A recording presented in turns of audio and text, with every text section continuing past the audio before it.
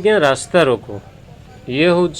नीलगिरी आंचलिक कृषक मंच तरफ बाउंश बणिया छक निकट में रास्ता रोक कराई सकाळु मुझे जेहेतु काली गतकाली माणती आश्रम थी तो सकाळु फेरुली देखिली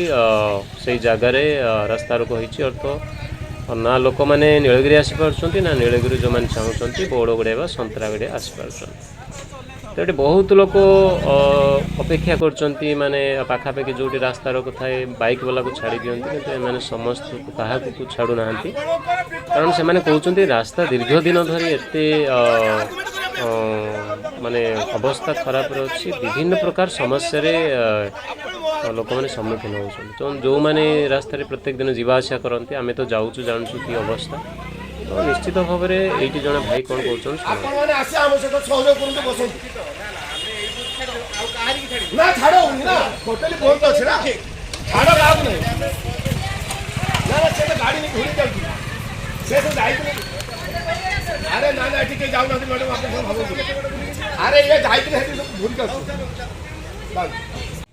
शुणिले तो से भाई जन को समस्त को अनुरोध कर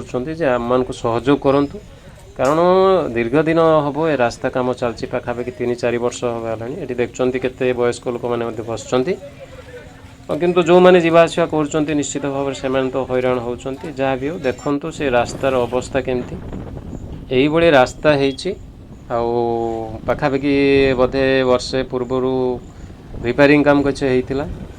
पुणी जेहेतु वर्षा आरंभ हो जाए रास्ता पुणी नष्ट हो जाए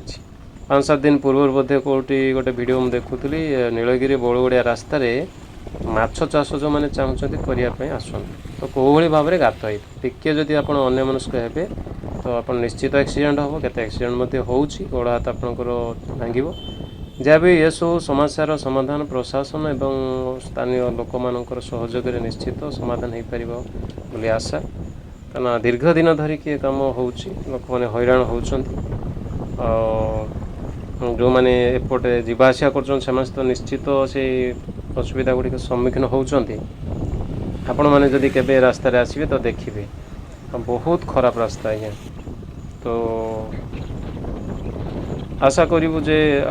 प्रशासन ए दिगरे दृष्टि आकर्षण करूँ बहुत बार ये रास्तार अवरोध करा जायछि अनेक दाबी रखा जायछि किछि काम होइछि पुणी किछि काम बंद होइछि स्थायी रूप से काम सरी पारना जेहेतु केनाल एपटे जाइछि केनाल काम मध्य रही तो सेमानकर किछि मौलिक डिमांड रही जे युद्धकालीन भित्तिरे रास्ता को ब्लैक टैपिंग करा जाऊ जोटा इको सेंसिटिव जोन अच्छी ताकू जनबसती ठार दूर को निया जाऊ एवं जो वन्यजंतु सब आसुँचे जेहेतु हम नीलगिरी पहाड़